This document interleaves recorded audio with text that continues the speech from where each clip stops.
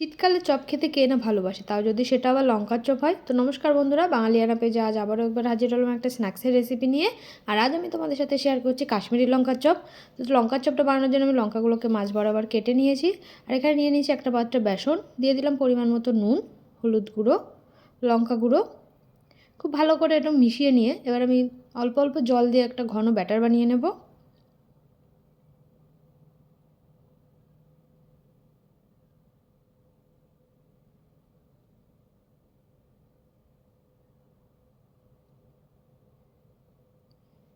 এবার আমি গ্যাসে একটা কড়াই বসিয়ে দিয়ে দিয়েছি সামান্য পরিমাণে সরিষার তেল। এর মধ্যে দিয়ে দিলাম পেঁয়াজ কুচি, দিয়ে দিলাম সামান্য পরিমাণে রসুন বাটা আর আদা বাটা,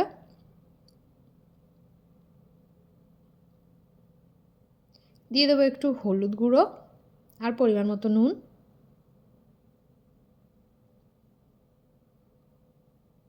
দিয়ে দেবো সামান্য পরিমাণে জল।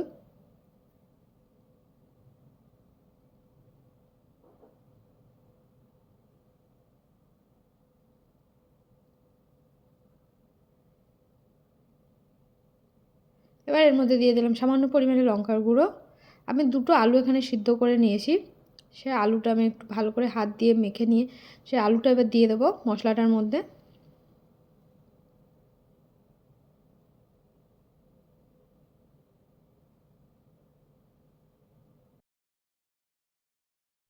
ভালো করে নেড়ে চেড়ে নিয়ে আলুটা এবার আমি একটা পাত্রে তুলে নিলাম।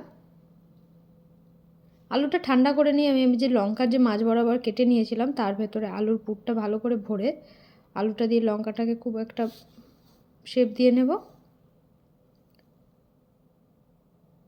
দেখো ঠিক এরকম শেপ দিয়ে দিচ্ছি আমি। তো রেডি হয়ে গেছে। এবার আমি কড়াইতে বেশি করে দিয়ে দিলাম সাদা তেল।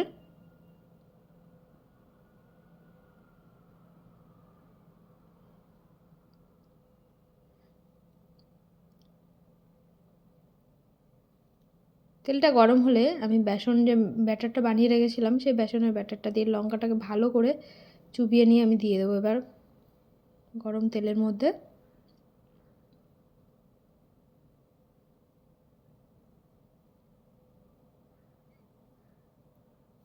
যখন লঙ্কার চপটা আমরা ভাজবো, তেলে ভাজবো, তখন আমরা গ্যাসের ফ্লেমটা একদম লোতে রেখে দেবো।